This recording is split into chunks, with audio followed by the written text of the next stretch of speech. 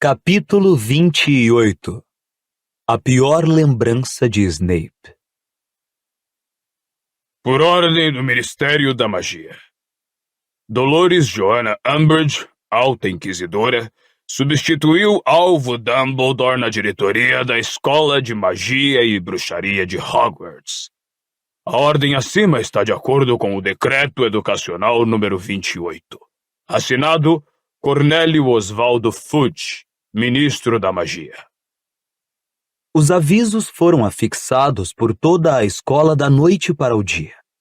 Mas não explicavam como é que todas as pessoas que ali viviam pareciam saber que Dumbledore dominara 2 aurores, a Alta Inquisidora, o Ministro da Magia e seu assistente júnior para fugir. Por onde quer que Harry andasse no castelo, o único tema das conversas era a fuga de Dumbledore. E embora alguns detalhes tivessem sido alterados nas repetições, Harry ouviu uma segundanista garantir a outra que Fudge estaria agora acamado no St. Mungus com uma abóbora no lugar da cabeça. Era surpreendente como o restante da informação era exata. Todos sabiam, por exemplo, que Harry e Marieta eram os estudantes que haviam presenciado a cena na sala de Dumbledore.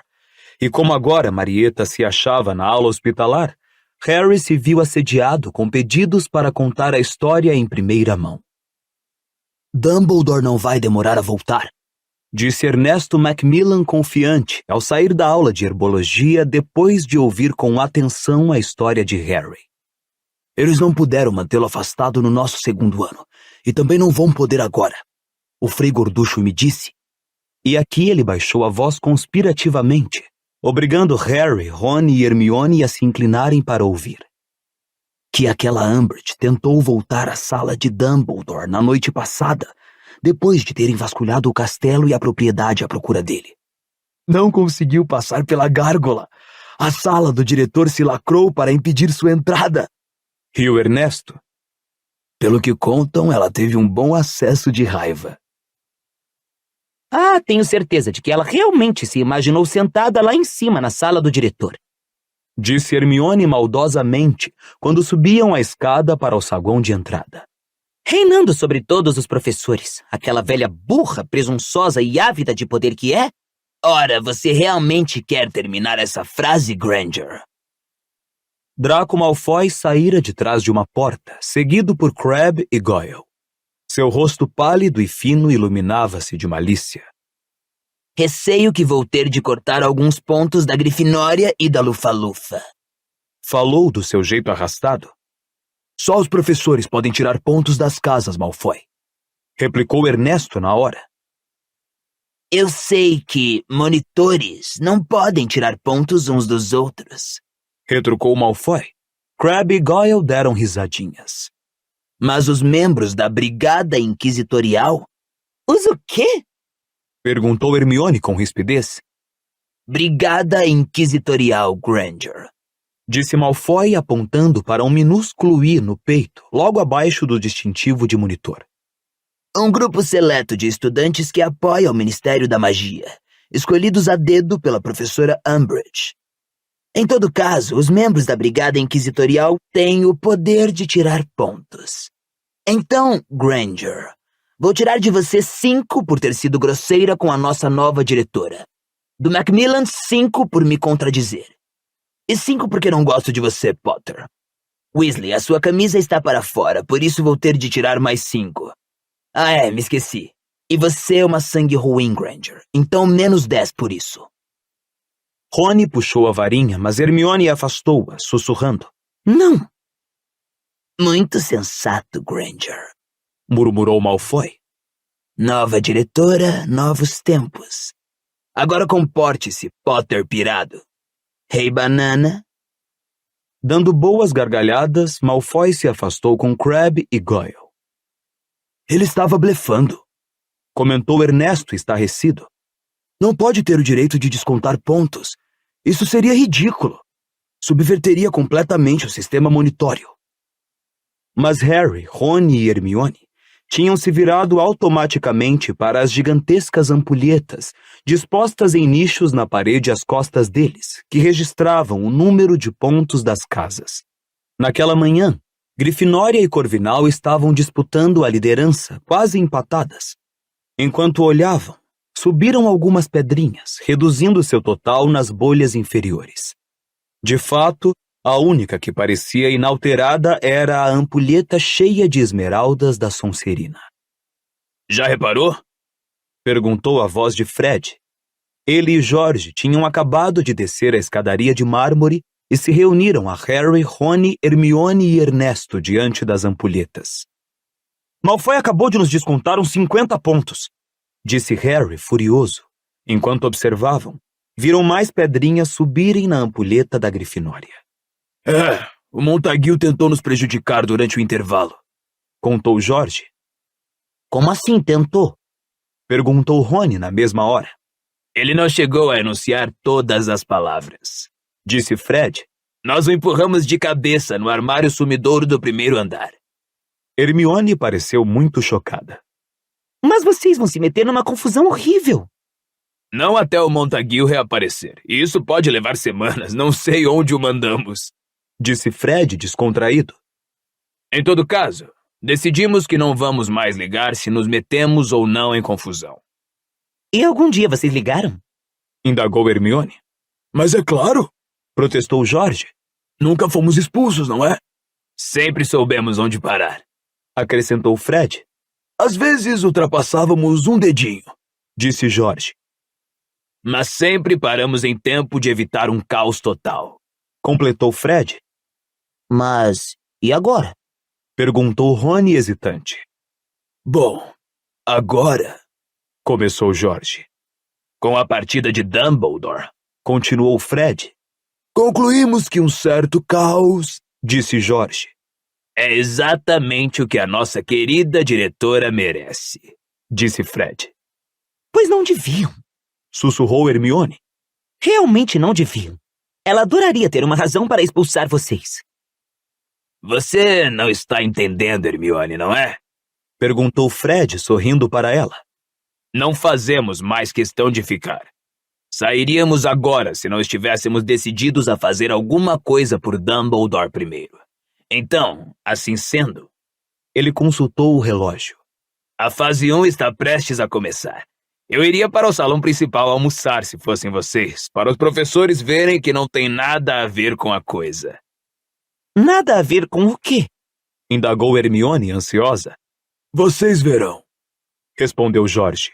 Agora vão andando. Fred e Jorge desapareceram na massa crescente de alunos que descia a escadaria para almoçar. Com o ar muito desconcertado, Ernesto murmurou alguma coisa sobre terminar um dever de transfiguração e saiu apressado. Acho que devíamos sair daqui, sabe? Disse Hermione, nervosa. Só por precaução. Vamos, concordou Rony, e os três se dirigiram às portas do salão principal. Mas Harry mal avistara o céu do dia, com nuvens brancas sopradas pelo vento, quando alguém lhe bateu no ombro, e ao se virar, ele deparou quase nariz com Filch, o zelador. O garoto recuou vários passos. Filch era melhor visto de longe. A diretora quer ver você, Potter, disse malicioso. Não fui eu, disse Harry tolamente, pensando no que Fred e Jorge estavam planejando.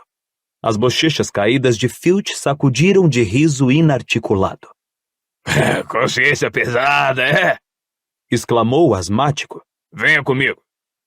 Harry olhou para Rony e Hermione, que pareciam preocupados. Ele sacudiu os ombros e acompanhou Filch de volta ao saguão de entrada, na direção contrária à maré de estudantes esfomeados. O zelador parecia estar de excelente humor. Cantarolava desafinado em voz baixa enquanto subiam a escadaria de mármore. Quando chegaram ao primeiro andar, disse: As coisas estão mudando por aqui, Potter. Já reparei, respondeu o garoto com frieza. Veja, faz anos que digo a Dumbledore que ele é muito frouxo com vocês, disse Filch com uma risadinha maldosa. Suas ferinhas nojentas. Vocês nunca soltariam bombas de bosta se soubessem que eu tinha poder para arrancar o couro de vocês a chicotadas, não é mesmo? Ninguém teria pensado em jogar frisbees dentados nos corredores se eu pudesse pendurar vocês pelos tornozelos na minha sala, não é? Mas quando chegar o decreto educacional número 29, Potter, vou poder fazer tudo isso. E ela pediu ao ministro para assinar uma ordem expulsando o pirraça. As coisas vão ser diferentes aqui com ela na diretoria. Era óbvio que Umbridge se esmerara em conquistar Filch, pensou Harry. E o pior era que ele provaria ser uma arma importante. Seu conhecimento das passagens secretas e esconderijos provavelmente só perdia para o dos gêmeos Weasley. Chegamos, disse ele, olhando de esguelha para Harry enquanto batia 3 vezes na porta da Umbridge antes de abri-la. O garoto Potter para vê-la, madame. A sala de Umbridge, tão conhecida de Harry por suas muitas detenções, não mudara, exceto por um grande bloco de madeira na escrivaninha em que dizeres dourados informavam diretora. E também por sua Firebolt e as Whips de Fred e George, que ele reparou com uma pontada de dor, estavam presas por correntes e cadeados a um grosso gancho de ferro na parede atrás dela. Umbridge se encontrava sentada à escrivaninha, escrevendo diligentemente em um pergaminho cor-de-rosa, mas ergueu a cabeça e abriu um sorriso ao vê-los entrar. Muito obrigada, Argo, disse ela com meiguice. Nem por isso, madame, nem por isso, respondeu ele, curvando-se até onde seu reumatismo permitia e saindo de costas. Sente-se, disse Umbridge secamente, apontando uma cadeira. Harry obedeceu e ela continuou a escrever mais algum tempo. Ele ficou observando os horríveis gatos que brincavam ao redor dos pratos por cima da cabeça da diretora, imaginando que novo horror estaria preparando para ele. Muito bem, disse Umbridge finalmente, pousando a pena e fazendo uma cara de sapo prestes a engolir uma mosca particularmente suculenta. Que é que você gostaria de beber? Quê? Exclamou Harry, certo de que não ouvira direito. Beber, Sr. Potter. Disse ela, abrindo mais o sorriso. Chá, café, suco de abóbora. À medida que oferecia cada bebida, fazia um breve aceno com a varinha e um copo cheio aparecia sobre a escrivaninha. Nada, muito obrigado. Eu gostaria que você bebesse alguma coisa comigo, disse ela, sua voz assumindo um tom perigosamente meigo. Escolha uma. Ótimo, chá então, disse o garoto, encolhendo os ombros. Ela se levantou e fez uma grande cena para acrescentar o leite, de costas para Harry. Depois, apressou-se a lhe levar a bebida, sorrindo de maneira sinistramente meiga. Pronto! Exclamou, entregando-a a ele. Beba antes que esfrie, sim? Bom, Sr. Potter, achei que devíamos ter uma conversinha depois dos acontecimentos angustiantes de ontem à noite. Harry continuou calado. Ela se acomodou na cadeira e aguardou. Passado um longo momento de silêncio, falou alegremente. Você não está bebendo? Ele levou a xícara à boca e então, igualmente depressa, tornou a baixá-la. Um dos horríveis gatos pintados atrás da diretora tinha olhos grandes, redondos e azuis, como o olho mágico de Olho Tonto Moody. E acabara de lhe ocorrer o que o bruxo diria se soubesse que ele bebera alguma coisa oferecida por uma inimiga declarada. Que foi?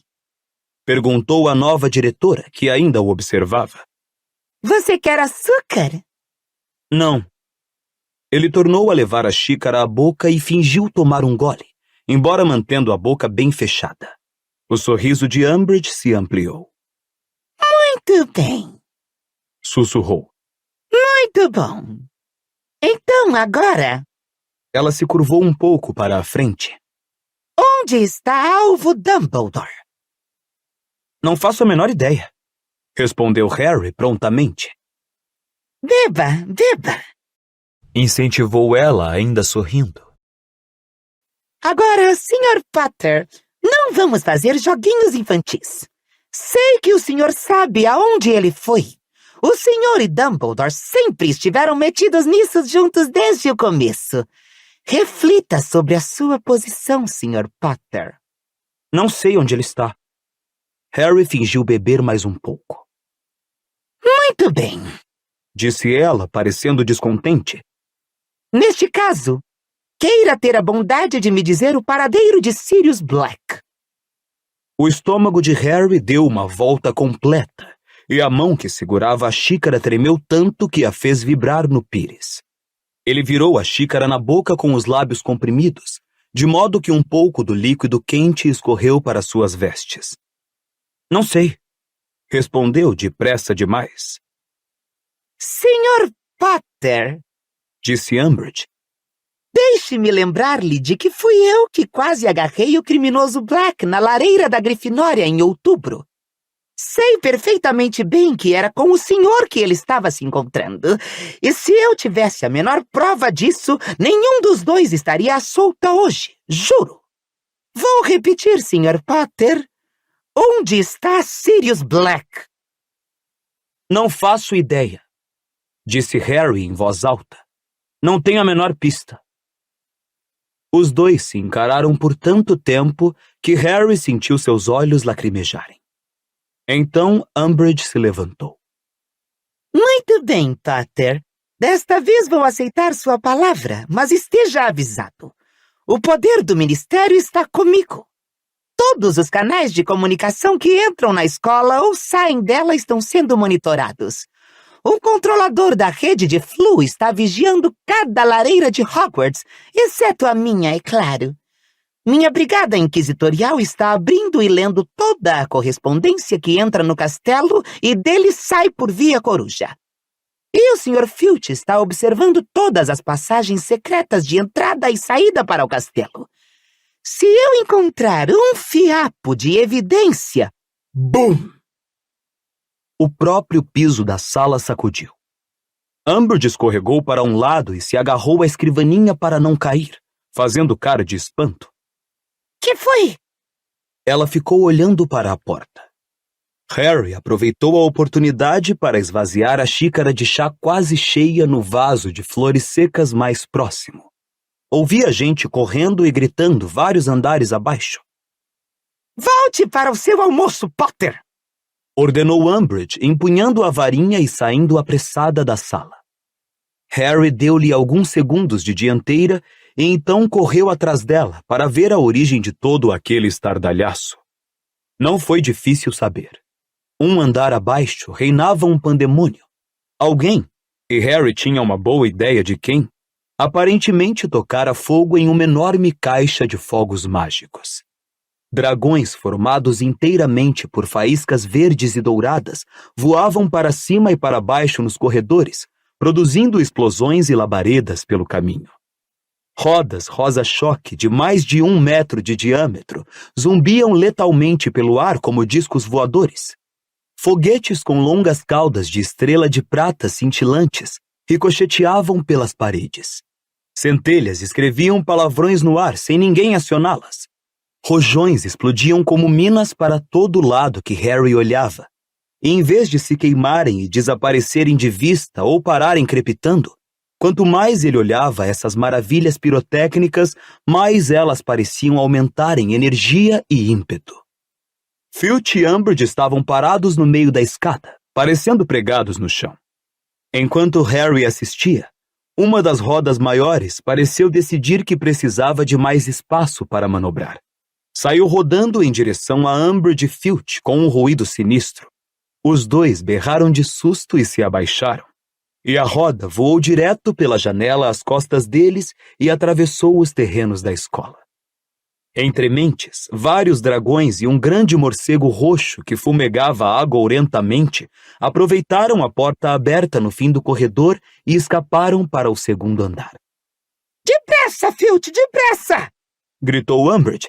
Eles vão se espalhar pela escola toda se não fizermos alguma coisa. Estupefaça! Um jorro de luz vermelha projetou-se da ponta de sua varinha e bateu em um dos foguetes. Em vez de se imobilizar no ar, o artefato explodiu com tal força que fez um furo no retrato de uma bruxa piegas no meio de um relvado. Ela fugiu bem a tempo e reapareceu segundos depois no quadro vizinho, onde 2 bruxos que jogavam cartas se levantaram rapidamente e abriram espaço para acomodá-la. Não os estupore, Filch! Bradou Umbridge furiosa, como se ele fosse o responsável pelo feitiço. Pode deixar, diretora. Chiou Filch, que, sendo um aborto, não poderia ter estuporado os fogos nem tampouco os engolido. Ele correu para um armário próximo, tirou uma vassoura e começou a bater nos fogos que voavam. Em poucos segundos, a vassoura estava em chamas. Harry já vira o suficiente. Abaixou-se e correu para uma porta que ele sabia existir atrás de uma tapeçaria mais à frente no corredor. E ao entrar, deu de cara com Fred e George, que estavam ali escondidos, ouvindo os gritos de Umbridge e Filch, sacudindo de riso reprimido. Impressionante, Cochichou Harry, sorrindo. impressionante. Vocês levariam o Dr. Filibusteiro à falência, podem crer. Falou! Sussurrou George, enxugando as lágrimas de riso do rosto. Espero que ele experimente agora fazê-los desaparecer.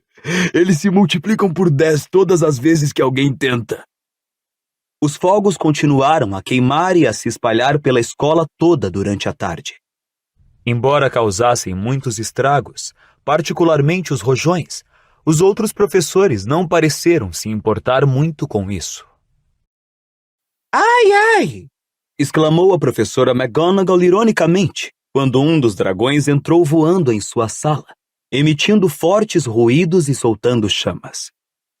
Senhorita Brown, se importa de procurar a diretora para informá-la que temos um dragão errante em nossa sala?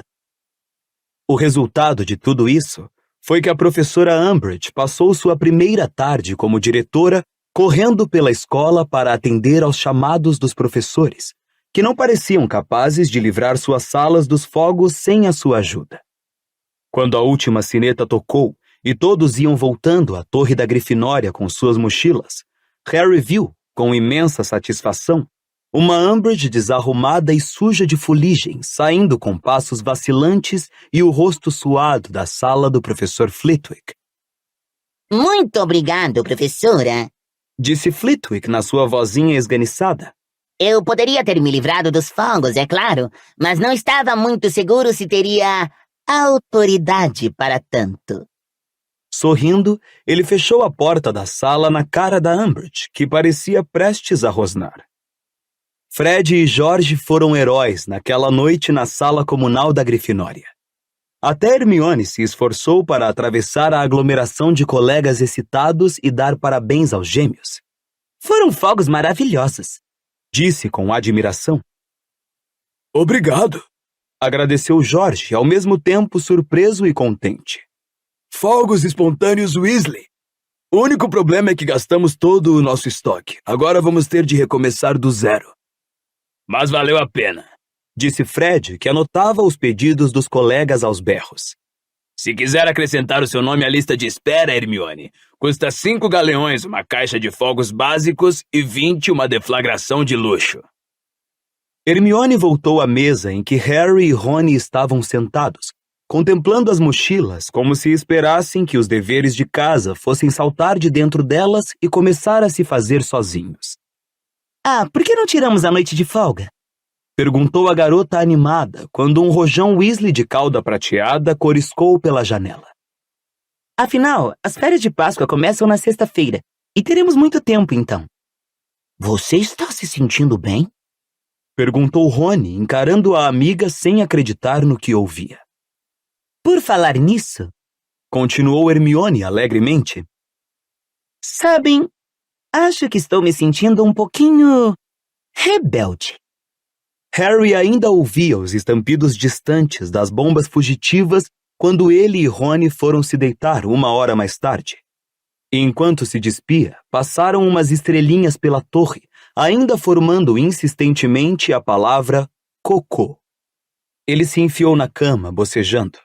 Sem óculos, os fogos que passavam de raro em raro pela janela se tornaram borrados, lembrando nuvens cintilantes, belas e misteriosas contra o fundo escuro do céu.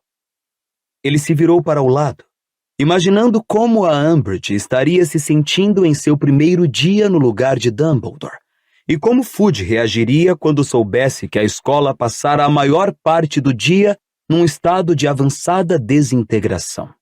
Sorrindo com seus botões, Harry fechou os olhos. Os unidos e estampidos dos fogos que escaparam para os terrenos da escola pareciam se distanciar. Ou talvez ele estivesse apenas se afastando dos fogos em alta velocidade. Caíra exatamente no corredor que levava ao departamento de mistérios. Precipitava-se agora em direção à porta preta e simples. Tomara que abra, tomara que abra. Abriu. Ele se viu na sala circular com muitas portas. Atravessou-a, pôs a mão em outra porta igual, que abriu para dentro. Agora se encontrava em uma sala retangular muito comprida, cheia de ruídos mecânicos. Partículas de luz dançavam nas paredes, mas ele não parou para investigar. Precisava prosseguir. Havia uma porta ao fundo, que também se abriu quando ele a tocou. E agora estava em uma sala mal iluminada, alta e larga como uma igreja, em que não havia nada exceto prateleiras e mais prateleiras nas paredes, cada uma delas carregada de pequenas esferas empoeiradas de vidro repuxado. O coração de Harry batia rápido de excitação. Ele sabia aonde ir. Avançou correndo, mas seus passos não ecoavam na enorme sala deserta. Havia alguma coisa na sala que ele queria muito, muito mesmo. Algo que ele queria ou mais alguém queria. Sua cicatriz estava doendo. Punk! Harry acordou instantaneamente, confuso e zangado. O som de risadas enchia o dormitório escuro. Irado! Exclamou Simas, cuja silhueta se recortava contra a janela. Acho que uma daquelas rodas bateu em um rojão e os dois cruzaram. Vem cá ver. Harry ouviu Rony e Dino se levantarem da cama depressa para ver melhor. Ele continuou quieto e em silêncio enquanto a dor em sua cicatriz diminuía e o desapontamento o invadia. Era como se algo muito bom lhe tivesse sido arrebatado no último instante. Desta vez chegara muito perto. Porquinhos alados e brilhantes, cor-de-rosa e prata, passavam voando pelas janelas da torre da Grifinória. Harry permaneceu deitado, ouvindo os gritos de alegria dos colegas da Grifinória nos dormitórios abaixo. Seu estômago deu uma sacudidela nauseante ao se lembrar de que teria oclumência na noite seguinte. Harry passou todo o dia com medo do que Snape iria dizer se descobrisse até onde Harry penetrara no departamento de mistérios no último sonho. Com um assomo de culpa, deu-se conta de que não praticara oclumência nenhuma vez desde a última aula. Acontecera tanta coisa desde que Dumbledore partira. De certo não teria conseguido esvaziar a mente mesmo que tentasse.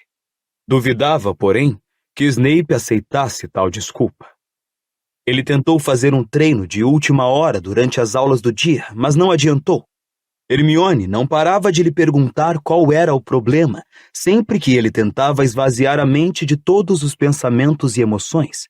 E afinal, o melhor momento para isso não era enquanto os professores disparavam perguntas de revisão para os alunos. Conformado com o pior, ele se dirigiu à sala de Snape depois do jantar. No meio do saguão, porém, Cho veio correndo ao seu encontro. Estou aqui, disse Harry, satisfeito de ter uma razão para adiar o seu encontro com Snape, acenando para ela do lado oposto do saguão onde ficavam as ampulhetas. A da Grifinória agora estava quase vazia. Você está bem? Umbridge não andou lhe perguntando sobre a AD, andou? Ah, não. Respondeu Cho apressada. Não. Foi só que... Bom, eu queria dizer... Harry, eu nunca sonhei que a Marieta fosse contar. Ah, bom. Respondeu Harry mal-humorado. Ele realmente achava que Cho podia ter escolhido uma amiga com um pouco mais de cuidado. Não era muito consolo saber que a Marieta continuava na ala hospitalar e Madame Pomfrey não conseguira obter a mínima melhora com suas espinhas. Mas, na verdade, ela é uma boa pessoa. Só cometeu um erro. Harry encarou-a com incredulidade. Uma boa pessoa que cometeu um erro? Ela nos delatou, inclusive a você. Bom, nós todos escapamos, não foi? Disse Cho em tom de súplica. Você sabe, a mãe dela trabalha no ministério. É realmente difícil para... O pai de Rony trabalha no ministério também, disse Harry furioso. E caso você não tenha reparado, ele não tem dedo duro escrito na cara. Isso foi realmente um truque horrível da Hermione Granger, comentou Cho impulsivamente. Ela devia ter nos avisado que azarou aquela lista. Acho que foi uma ideia brilhante, respondeu ele com frieza. Cho corou e seus olhos ficaram mais brilhantes. Ah, sim, me esqueci, é claro. Foi ideia da sua querida Hermione. E não comece a chorar outra vez, preveniu a Harry. Eu não ia chorar, gritou a garota. Então, ótimo. Já tenho muito que aguentar no momento. Então que aguente, concluiu Cho furiosa, dando as costas e indo embora.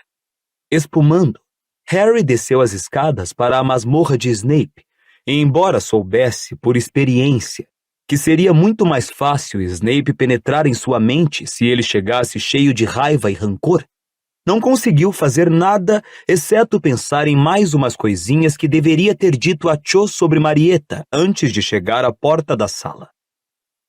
Você está atrasado, Potter, disse o professor friamente quando o garoto fechou a porta ao passar. Snape estava em pé de costas para Harry, removendo, como sempre, certos pensamentos e colocando-os cuidadosamente na penseira de Dumbledore. Deixou cair o último fio prateado na bacia de pedra e se virou para encarar o garoto. Então, praticou? Sim, senhor. Mentiu Harry, olhando atentamente para uma das pernas da escrivaninha de Snape. Bom, logo saberemos, não é? Disse ele suavemente. Varinha na mão, Potter. Harry tomou sua posição habitual, de frente para Snape, com a escrivaninha entre os dois. Seu coração estava pulsando acelerado com raiva de Cho e ansiedade quanto ao que o professor estava prestes a extrair de sua mente. Quando eu contar 13, então, disse Snape sem pressa.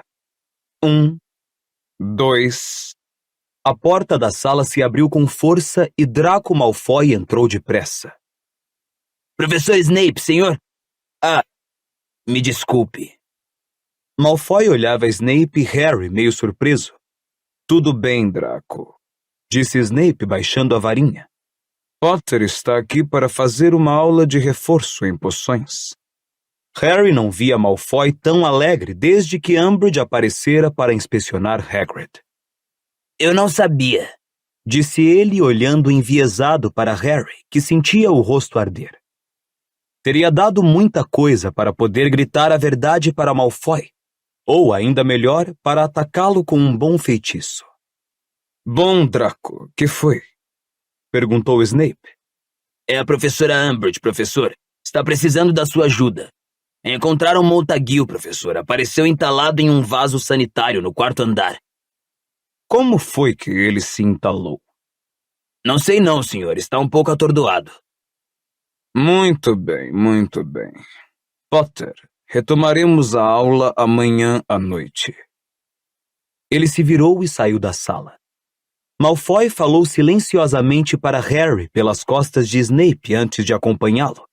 Reforço em poções. Fervendo de raiva, Harry guardou a varinha no bolso das vestes e fez menção de sair da sala. Tinha no mínimo mais 24 horas para praticar. Sabia que devia se sentir grato por ter escapado por um tris, embora fosse duro isto ter acontecido às custas de ouvir Malfoy contar para toda a escola que ele precisava de aulas de reforço em poções. Estava à porta da sala quando viu uma réstia de luz trêmula dançando no portal. Parou e ficou olhando. Aquilo lhe lembrava alguma coisa. Então a lembrança lhe ocorreu. Parecia um pouco como as luzinhas que vira em sonho na noite anterior, as luzes na segunda sala que atravessara no departamento de mistérios. Ele se virou. A luz vinha da penseira em cima da escrivaninha de Snape. Seu conteúdo branco prateado fluía e girava. Os pensamentos de Snape. coisas que ele não queria que Harry visse se por acaso penetrasse suas defesas. Harry olhou para a penseira, a curiosidade crescendo. Que era que Snape queria tanto esconder? As luzes prateadas tremulavam na parede. Harry deu 2 passos em direção à escrivaninha, refletindo. Poderiam ser informações sobre o departamento de mistérios que Snape estivesse decidido a ocultar dele? Harry espiou por cima do ombro. Seu coração agora batia mais forte e mais depressa que nunca. Quanto tempo levaria para Snape tirar Montague do vaso? Voltaria depois diretamente para a sala ou acompanharia o garoto à ala hospitalar? Com certeza a segunda possibilidade. Montague era capitão da equipe da Sonserina. O professor ia querer verificar se ele estava bem. Harry venceu os poucos passos até a penseira e parou diante dela, contemplando suas profundezas. Hesitou, apurando o ouvido, então tornou a tirar a varinha. A sala e o corredor além estavam completamente silenciosos. Ele deu uma batidinha no conteúdo da penseira com a ponta da varinha. O líquido prateado começou a girar velozmente. Harry se inclinou para a bacia e viu que o líquido se tornara transparente. Estava, mais uma vez, contemplando uma sala de uma janela circular no teto. De fato, a não ser que estivesse muito enganado, estava vendo o saguão de entrada. Sua respiração embaçava a superfície dos pensamentos de Snape. Seu cérebro parecia estar em um estado de indefinição. Seria loucura fazer o que se sentia tão tentado a fazer. Ele tremia. Snape poderia voltar a qualquer momento. Mas Harry pensou na raiva de Cho, na cara debochada de Malfoy, e uma ousadia imprudente o dominou. Ele inspirou um grande sorvo de ar e mergulhou o rosto na superfície dos pensamentos de Snape. Na mesma hora, o chão da sala sacudiu, empurrando Harry de cabeça para dentro da penseira. Ele começou a cair por uma escuridão fria, rodopiando vertiginosamente.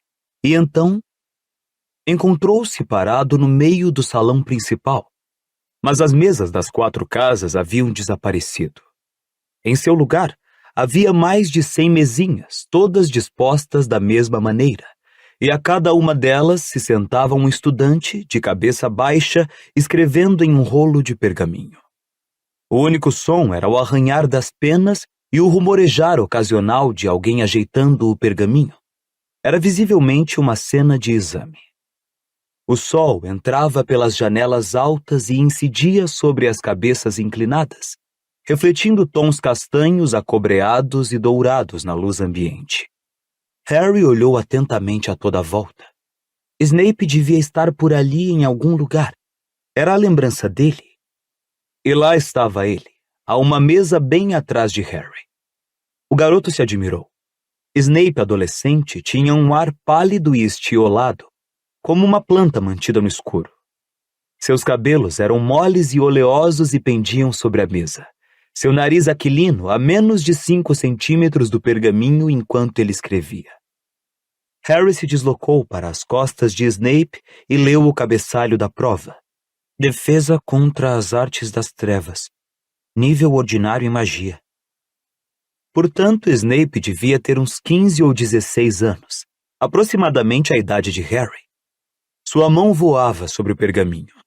Já escrevera pelo menos mais 30 centímetros do que os vizinhos mais próximos, e sua caligrafia era minúscula e apertada.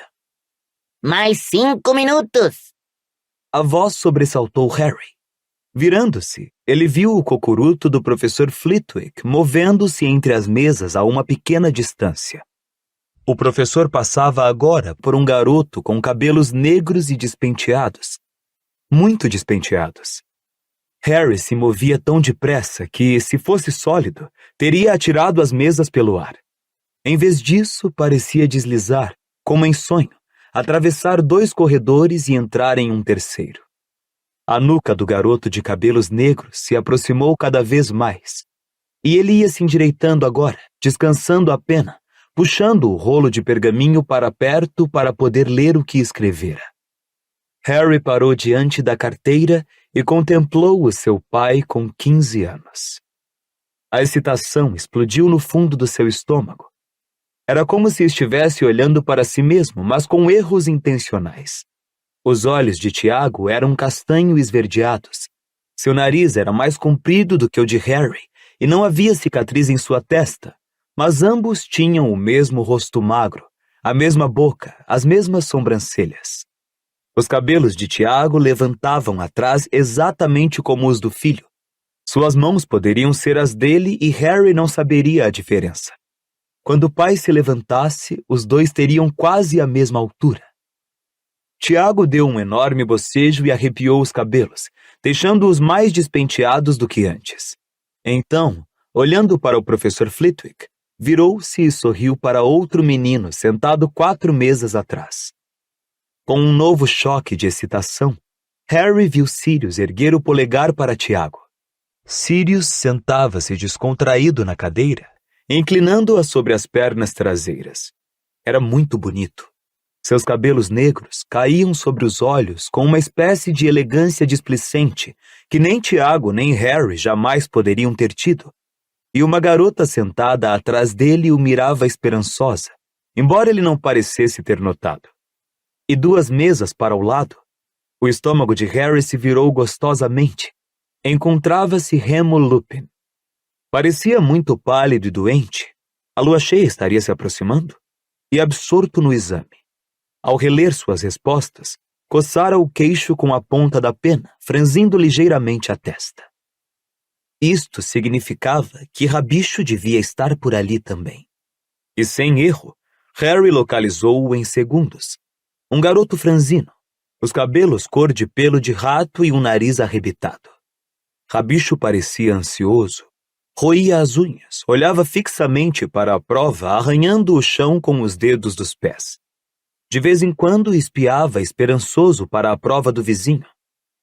Harry observou Rabicho por um momento, depois o próprio pai, que agora brincava com um pedacinho de pergaminho.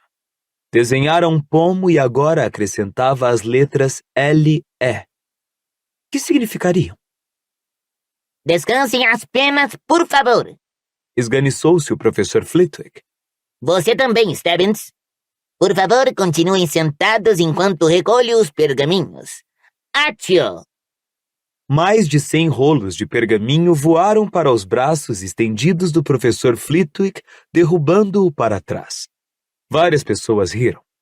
Uns 2 estudantes nas primeiras mesas se levantaram, seguraram o professor pelos cotovelos e o levantaram. Obrigado, obrigado. Ofegou ele. Muito bem, todos podem sair. Harry olhou para o pai, que riscou depressa as letras que estava desenhando, levantou-se de um salto e enfiou a pena e as perguntas do exame na mochila. Atirou-a sobre as costas e ficou esperando Sirius.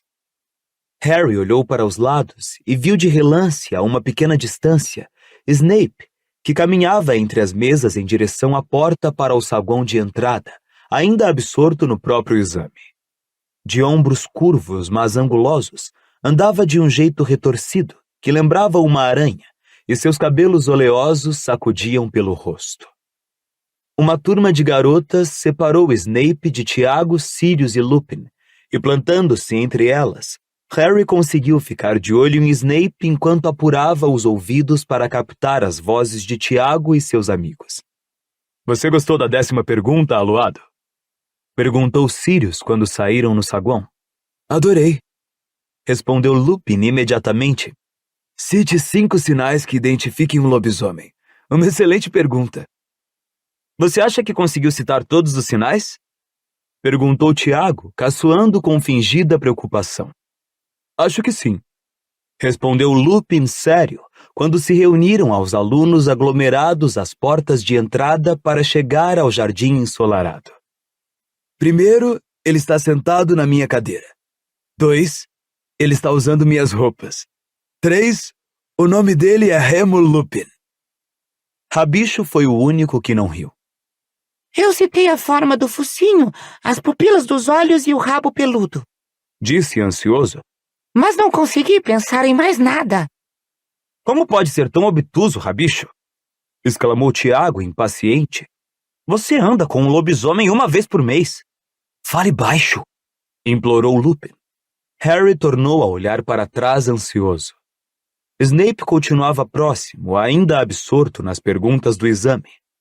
Mas esta era a lembrança de Snape, e Harry tinha certeza de que se Snape decidisse sair andando em outra direção quando chegasse lá fora, ele, Harry, não poderia continuar a seguir o pai. Para seu profundo alívio, porém, quando Tiago e os 3 amigos começaram a descer os gramados na direção do lago, Snape os seguiu, ainda verificando as questões da prova e aparentemente sem ideia fixa aonde ia. Mantendo-se um pouco à frente, Harry conseguia vigiar Tiago e os outros. Bom, achei que o exame foi moleza. Ouviu Sirius comentar. Vai ser uma surpresa se eu não tirar no mínimo um excepcional. Eu também, disse Tiago. Enfiou a mão no bolso e tirou um pomo de ouro que se debatia. Onde você conseguiu isso? Afanei, disse Tiago displicente, e começou a brincar com o pomo, deixando-o voar uns 30 centímetros e recapturando-o em seguida. Seus reflexos eram excelentes. Rabicho o observava assombrado. Os amigos pararam à sombra da mesmíssima faia à beira do lago, onde Harry, Rony e Hermione haviam passado um domingo terminando os deveres, e se atiraram na grama. Harry tornou a espiar por cima do ombro e viu, para sua alegria, que Snape se acomodara na grama à sombra densa de um grupo de arbustos. Estava profundamente absorto em seu exame, como antes, o que deixou Harry livre para se sentar na grama entre a faia e os arbustos e observar os 4 sob a árvore. O sol ofuscava na superfície lisa do lago, à margem do qual o grupo de garotas risonhas que acabara de deixar o salão principal se sentara, sem sapatos nem meias, refrescando os pés na água. Lupin apanhara um livro e estava lendo. Sirius passava os olhos pelos estudantes que andavam pelo gramado, parecendo um tanto arrogante e entediado, mas ainda assim bonitão. Tiago continuava a brincar com o pomo, deixando-o voar cada vez mais longe, quase fugir, mas sempre recapturando-o no último segundo. Rabicho o observava boquiaberto. Todas as vezes que Tiago fazia uma captura particularmente difícil, Rabicho exclamava e aplaudia. Passados 5 minutos de repetições desta cena, Harry se perguntou por que o pai não mandava Rabicho se controlar, mas Tiago parecia estar gostando da atenção. Harry reparou que o pai tinha o hábito de assanhar os cabelos, como se quisesse impedi-los de ficar muito arrumados, e que também não parava de olhar para as garotas junto à água. Quer guardar isso? Disse Sirius finalmente, quando Tiago fez uma boa captura e Rabicho deixou escapar um viva. Antes que Rabicho molhe as calças de excitação. Rabicho corou ligeiramente, mas Tiago riu. Se estou incomodando, retrucou e guardou o pomo no bolso. Harry teve a nítida impressão de que Sirius era o único para quem Tiago teria parado de se exibir. Estou chateado. Gostaria que já fosse lua cheia. Você gostaria, disse Lupin sombrio por trás do livro que lia. Ainda temos transfiguração. Se está chateado, poderia me testar. Pegue aqui. E estendeu o livro, mas Sirius deu uma risada abafada. Não preciso olhar para essas bobagens, já sei tudo. Isso vai animar você um pouco, almofadinhas, comentou Tiago em voz baixa. Olhem quem é que... Sirius virou a cabeça. Ficou muito quieto, como um cão que farejou um coelho. Excelente, disse baixinho. Ranhoso. Harry se virou para ver o que Sirius estava olhando. Snape estava novamente em pé e guardava as perguntas do exame na mochila. Quando deixou a sombra dos arbustos e começou a atravessar o gramado, Sirius e Tiago se levantaram. Lupin e Rabicho continuaram sentados. Lupin lendo o livro, embora seus olhos não estivessem se movendo e uma ligeira ruga tivesse aparecido entre suas sobrancelhas. Rabicho olhava de Sirius e Tiago para Snape, com uma expressão de ávido antegozo no rosto. Tudo certo, ranhoso? Falou Tiago em voz alta. Snape reagiu tão rápido que parecia estar esperando um ataque. Deixou cair a mochila, meteu a mão dentro das vestes e sua varinha já estava metade para fora quando Tiago gritou: Expelliarmus! A varinha de Snape voou quase 4 metros de altura e caiu com um pequeno baque no gramado às suas costas. Sirius soltou uma gargalhada. Impedimenta! Disse, apontando a varinha para Snape, que foi atirado no chão ao mergulhar para recuperar a varinha caída. Os estudantes ao redor se viraram para assistir. Alguns haviam se levantado e foram se aproximando. Outros pareciam apreensivos, ainda outros divertidos. Snape estava no chão, ofegante. Tiago e Sirius avançaram empunhando as varinhas. Tiago, ao mesmo tempo, espiando por cima do ombro as garotas à beira do lago. Rabicho se levantara assistindo à cena avidamente, contornando Lupin para ter uma perspectiva melhor. Como foi o exame, Ranhoso? Perguntou Tiago. Eu vi. O nariz dele estava quase encostando no pergaminho. Disse Sirius maldosamente. Vai ter manchas enormes de gordura no exame todo. Não vão poder ler nenhuma palavra. Várias pessoas que acompanhavam a cena riram. Snape era claramente impopular. Rabicho soltava risadinhas agudas. Snape tentava se erguer, mas a azaração ainda o imobilizava. Ele lutava como se estivesse amarrado por cordas invisíveis. Espere para ver! Arquejava, encarando Tiago com uma expressão de mais pura aversão. Espere para ver! Espere para ver o quê? Retrucou Sirius calmamente. Que é que você vai fazer, Ranhoso? Limpar o seu nariz em nós? Snape despejou um jorro de palavrões e azarações, mas com a varinha a 3 metros de distância nada aconteceu. Lave sua boca, disse Tiago friamente. Limpar! Bolhas de sabão cor-de-rosa escorreram da boca de Snape na hora. A espuma cobriu seus lábios, fazendo-o engasgar, sufocar. Deixem ele em paz! Tiago e Sirius se viraram. Tiago levou a mão livre imediatamente aos cabelos. Era uma das garotas à beira do lago. Tinha cabelos espessos e ruivos que lhe caíam pelos ombros e olhos amendoados sensacionalmente verdes. Os olhos de Harry. A mãe de Harry. Tudo bem, Evans? Disse Tiago, e o seu tom de voz se tornou imediatamente agradável, mais grave e mais maduro. Deixem ele em paz, repetiu Lilian. Ela olhava para Tiago com todos os sinais de intenso desagrado. Que foi que ele lhe fez? Bom, explicou Tiago, parecendo pesar a pergunta. É mais pelo fato de existir, se você me entende. Muitos estudantes que os rodeavam riram, Sirius e Rabicho inclusive, mas Lupin, ainda aparentemente absorto em seu livro, não riu, nem Lilian tampouco. Você se acha engraçado, disse ela com frieza, mas você não passa de um cafajeste tirano e arrogante, Potter. Deixe ele em paz. Deixe se você sair comigo, Evans, respondeu Tiago depressa. Anda, sai comigo e eu nunca mais encostarei uma varinha no Ranhoso. Às costas dele, a azaração de impedimento ia perdendo efeito.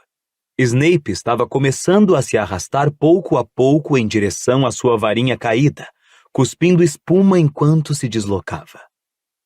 Eu não sairia com você nem que tivesse de escolher entre você e a lula gigante, replicou Lilian.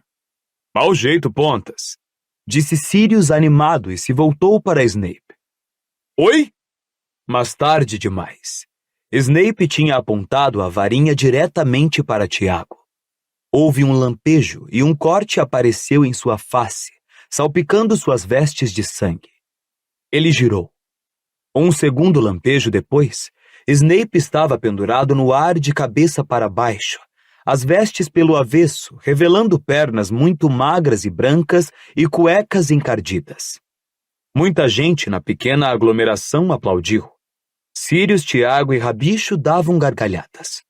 Lilian, cuja expressão se alterara por um instante como se fosse sorrir, disse: Ponha ele no chão. Perfeitamente, E Tiago acenou com a varinha para o alto. Snape caiu embolado no chão. Desvencilhou-se das vestes e se levantou depressa com a varinha na mão, mas Sirius disse: Petrificus totalus! E Snape emborcou outra vez, duro como uma tábua. Deixe ele em paz! Berrou Lilian. Puxara a própria varinha agora. Tiago e Sirius a olharam preocupados. Ah, Evans, não me obrigue a azarar você, pediu Tiago, sério. Então desfaça o feitiço nele. Tiago suspirou profundamente. Então se virou para Snape e murmurou um contrafeitiço. Pronto, disse enquanto Snape procurava se levantar. Você tem sorte de que Evans esteja aqui, ranhoso. Não preciso da ajuda de uma sangue ruim e imunda como ela. Lilian pestanejou. Ótimo, respondeu calmamente. no futuro não me incomodarei. E eu lavaria as cuecas se fosse você, ranhoso. Peça desculpa a Evans, berrou Tiago para Snape, apontando-lhe a varinha ameaçadoramente. Não quero que você o obrigue a se desculpar, gritou Lilian, voltando-se contra Tiago. Você é tão ruim quanto ele. Quê? Eu nunca chamaria você de... Você sabe o quê? Despenteando os cabelos só porque acha que é legal parecer que acabou de desmontar da vassoura, se exibindo com esse pomo idiota, andando pelos corredores e azarando qualquer um que o aborreça só porque é capaz.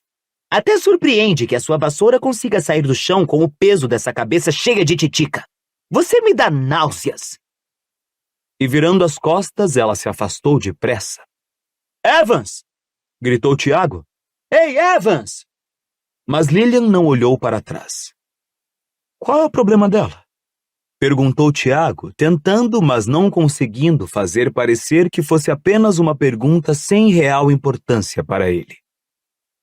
Lendo nas entrelinhas, eu diria que ela acha você metido, cara, disse Sirius. Certo, respondeu Tiago, que parecia furioso agora. Certo. Houve outro lampejo.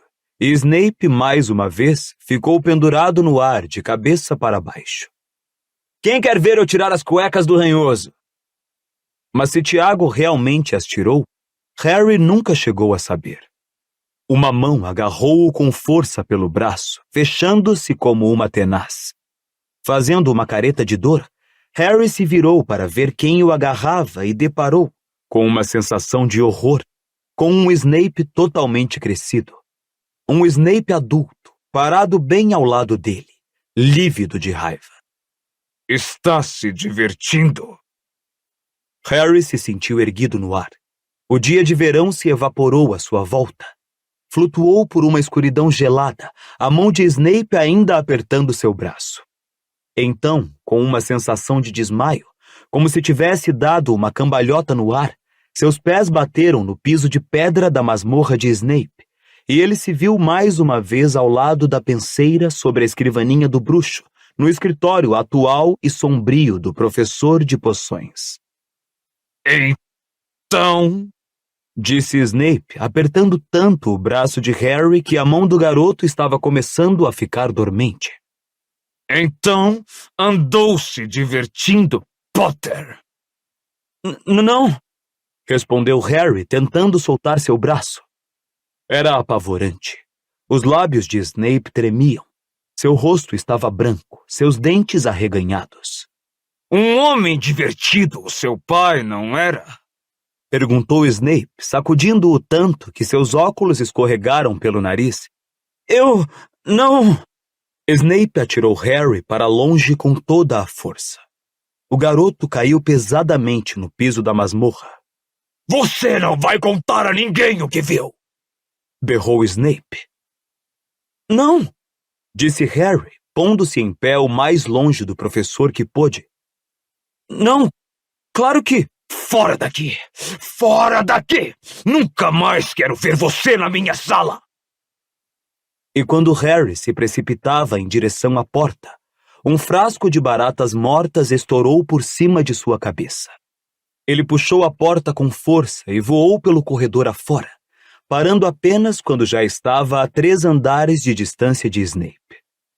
Ali encostou-se na parede, arquejando e esfregando o braço machucado. Não tinha o menor desejo de voltar à torre da Grifinória tão cedo, nem de contar a Rony e Hermione o que acabara de ver. O que o fazia sentir-se horrorizado e infeliz não era Snape ter gritado nem atirado frascos, mas saber o que era ser humilhado em público. Saber exatamente como Snape se sentira quando seu pai o atormentara. E a julgar pelo que acabara de presenciar, seu pai fora tão arrogante quanto Snape sempre o acusara de ser. Capítulo 29. Orientação vocacional. Mas por que você não tem mais aulas de oclumência? Perguntou Hermione, enrugando a testa. Eu já falei, resmungou Harry. Snape acha que posso continuar sozinho agora que já aprendi o básico. Quer dizer que você parou de ter sonhos esquisitos? Perguntou Hermione, incrédula. Quase, respondeu Harry, sem olhar para ela. Bom, acho que Snape não devia parar até você ter certeza absoluta de que é capaz de controlá-los, disse Hermione, indignada. Harry, acho que você devia voltar lá e pedir... Não! Disse Harry enfaticamente. Esquece, Hermione, ok? Era o primeiro dia dos feriados de Páscoa, e Hermione, como era seu hábito, passara uma grande parte do dia preparando horários de revisão para os três. Harry e Rony a deixaram preparar. Era mais fácil do que discutir com a amiga, e em todo caso, poderiam ser úteis. Rony se assustara ao descobrir que só faltavam 6 semanas para os exames. Como isso pode ser surpresa para você? Perguntou Hermione enquanto coloria cada quadradinho do horário de Rony com um toque de varinha de acordo com a disciplina. Não sei, comentou Rony. Tem acontecido muita coisa. Bom, terminei, disse ela, entregando-lhe o horário. Se seguir o que está aí, vai se dar bem. Rony examinou o pergaminho deprimido, mas logo se animou. Você me deu uma noite de folga por semana. Para o treino de quadribol. O sorriso desapareceu do seu rosto. De que adianta? Disse desanimado. A nossa chance de ganhar a Copa de Quadribol este ano é a mesma de papai virar ministro da magia. Hermione não respondeu. Observava Harry, que fixava imóvel à parede oposta da sala comunal enquanto o bichento dava patadinhas em sua mão, pedindo para o garoto lhe coçar as orelhas. Que foi, Harry? Quê? Disse depressa. Nada. Ele apanhou seu exemplar de Teoria da Defesa em Magia e fingiu estar procurando alguma coisa no índice. Bichento considerou-o um mau negócio e foi se esconder embaixo da poltrona de Hermione. Vi Cho hoje cedo, disse Hermione, sondando. Parecia muito infeliz também. Vocês brigaram outra vez? Que? Ah, brigamos, disse Harry, agarrando a desculpa agradecido. Por quê?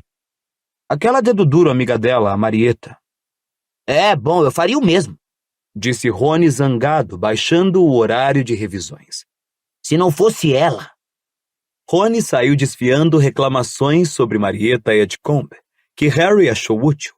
Só precisava amarrar a cara, confirmar com a cabeça e dizer certo, sempre que Rony parava para tomar fôlego, deixando a mente livre para refletir, sempre mais infeliz, no que vira na penseira. Sentia que a lembrança daquelas cenas o devorava por dentro. Tivera tanta certeza de que seus pais eram pessoas maravilhosas que nunca hesitara em descrer das acusações que Snape fazia sobre o caráter do seu pai. Gente como Hagrid e Sirius não haviam lhe dito que seu pai fora maravilhoso. Veja como era o próprio Sirius à época, disse uma voz insistente na cabeça de Harry. Ele era tão ruim quanto o outro, não era? Verdade. Escutara uma vez a professora McGonagall comentar que o pai dele e Sirius tinham sido criadores de casos na escola, mas os descrevera como precursores dos gêmeos Weasley. E Harry não conseguia imaginar Fred e George pendurando alguém de cabeça para baixo só para se divertirem. A não ser que realmente o detestassem, talvez Malfoy ou alguém que realmente merecesse. Harry tentara argumentar que Snape talvez tivesse merecido o que sofrera nas mãos de Tiago, mas Lilian perguntara: "Que foi que ele lhe fez?" E seu pai respondera: "É mais pelo fato de existir, se você me entende." Tiago não começara tudo simplesmente porque Sirius dissera que estava chateado? Harry se lembrava de Lupin ter comentado no Largo Grimmauld que Dumbledore o nomeara monitor na esperança de que pudesse exercer algum controle sobre Tiago e Sirius. Mas na penseira, ele ficara sentado ali e deixara tudo acontecer. Harry não parava de se recordar de que Lilian interferira. Sua mãe fora decente. Contudo, a lembrança da expressão em seu rosto quando ela gritara com Tiago o perturbara mais que qualquer outra coisa. Era visível que ela o detestava. E Harry simplesmente não conseguia entender como é que tinham acabado se casando. Uma ou duas vezes chegara a se perguntar se Tiago a teria forçado. Durante quase 5 anos, pensar em seu pai havia sido uma fonte de consolo, uma inspiração. Sempre que alguém dizia que ele era igual ao pai, ele se iluminava intimamente de orgulho. E agora? Agora sentia frieza e infelicidade ao pensar nele. O tempo se tornou mais ventoso, claro e quente com a passagem das férias de Páscoa. Mas Harry e os demais alunos do 5º e do 7º ano estavam prisioneiros, revisando as matérias, indo e voltando da biblioteca. Harry fingia que seu mau humor não tinha outra causa senão a proximidade dos exames. E como seus colegas da Grifinória também estavam fartos de estudar, sua desculpa não era questionada. Harry, estou falando com você, está me ouvindo? Ele olhou. Gina Weasley, parecendo ter saído de um vendaval, tinha se juntado a ele na mesa da biblioteca em que se encontrava sozinho. Era domingo, tarde da noite. Hermione voltara à torre da Grifinória para revisar runas antigas, e Rony tinha treino de quadribol. "Ah, oi", disse Harry, puxando os livros para perto. "Por que você não está no treino?" Já acabou. Rony teve de levar Juca Slopper à ala hospitalar. "Por quê?" Bom, não temos muita certeza, mas achamos que ele se derrubou com o próprio bastão. Ela soltou um pesado suspiro. Em todo caso, chegou uma encomenda e acabou de passar pelo novo processo de verificação da Umbridge. Ela levantou um embrulho de papel pardo e o colocou sobre a mesa. Fora claramente desembrulhado e descuidadamente reembrulhado. Trazia uma anotação em tinta vermelha com os dizeres: inspecionado e aprovado pela alta inquisidora de Hogwarts. São ovos de Páscoa mandados pela mamãe. Tem um para você. Pegue. Gina lhe entregou um belo ovo de chocolate enfeitado com pequeninos pomos de glacê e, segundo dizia na embalagem, continha um saquinho de delícias gasosas. Harry contemplou o presente por um momento. Então, para seu horror, sentiu um nó na garganta. Você está ok, Harry? Perguntou a garota calma. Tô ótimo, disse Harry rouco. O nó em sua garganta doía. Ele não entendeu por que um ovo de Páscoa o teria feito se sentir assim. Você realmente parece deprimido esses dias, insistiu Gina. Sabe, tenho certeza de que se você falasse com a Cho... Não é com a Cho que quero falar, respondeu ele bruscamente. Com quem é, então? Perguntou Gina. Harry olhou para os lados para verificar se havia alguém ouvindo. Madame Pince estava a várias estantes de distância, carimbando a saída de uma pilha de livros para uma nervosa Anna Abbott. Gostaria de poder falar com o Sirius, murmurou, mas sei que não posso. Mais para se ocupar com alguma coisa do que porque estivesse com vontade, Harry abriu seu ovo de Páscoa, partiu um bom pedaço e enfiou-o na boca. Bom, disse Gina lentamente, servindo-se de um pedacinho também. Se você quer mesmo falar com Sirius, imagino que poderíamos pensar em um jeito. Nem vem, disse Harry sem esperanças, com a Umbridge policiando as lareiras e lendo toda a nossa correspondência. O bom de ser criada com Fred e George disse a garota pensativa. É que a gente meio que começa a achar que tudo é possível desde que se tenha coragem. Harry olhou para a garota. Talvez fosse o efeito do chocolate. Lupin sempre recomendara comer chocolate depois de enfrentar dementadores. Ou simplesmente porque ele enfim expressara em voz alta o desejo que ardia em seu íntimo havia uma semana. Mas ele se sentiu mais esperançoso. O que vocês estão fazendo? Que droga! Sussurrou Gina, ficando em pé imediatamente. Me esqueci. Madame Pince veio em direção aos garotos, seu rosto enrugado, contorcido de fúria. Chocolate na biblioteca! Berrou. Fora! Fora! Fora! E puxando a varinha, fez os livros, a mochila e o tinteiro de Harry expulsarem os dois da biblioteca, batendo na cabeça deles enquanto corriam. Como se quisessem enfatizar a importância dos exames, agora próximos, um pacote de panfletos, folhetos e avisos abordando as várias carreiras para bruxos apareceu nas mesas da Torre da Grifinória, pouco antes do término das férias, ao mesmo tempo que um aviso no quadro dizia o seguinte: Orientação vocacional. Todos os quintanistas deverão ter uma breve reunião com a diretora de sua casa durante a primeira semana do trimestre de verão para discutir suas futuras carreiras. Os horários das consultas individuais estão listados abaixo. Harry correu os olhos pela lista e descobriu que era esperado na sala da professora McGonagall às 2:30 da tarde de segunda-feira, o que significaria perder a maior parte da aula de adivinhação. Ele e outros quintanistas passaram uma boa parte do último fim de semana das férias de Páscoa lendo todas as informações sobre carreiras que haviam sido deixadas em sua casa. Bom, não estou interessado em ser curandeiro, declarou Rony na última noite das férias. Lia concentrado um folheto que tinha na capa um osso e uma varinha cruzadas, o emblema do St. Mungus. Diz aqui que preciso no mínimo de um E nos nomes de poções, herbologia, transfiguração, feitiços e defesa contra as artes das trevas. Quero dizer, caracas, não estão querendo nada, não é? Bom, é uma profissão de muita responsabilidade, não acha? Falou Hermione, distraída. Ela examinava atentamente um folheto rosa e laranja intitulado: Então acha que gostaria de trabalhar em relações com os trouxas? Parece que não é preciso muita qualificação para fazer a ligação com os trouxas. Só pedem um nome em estudo dos trouxas.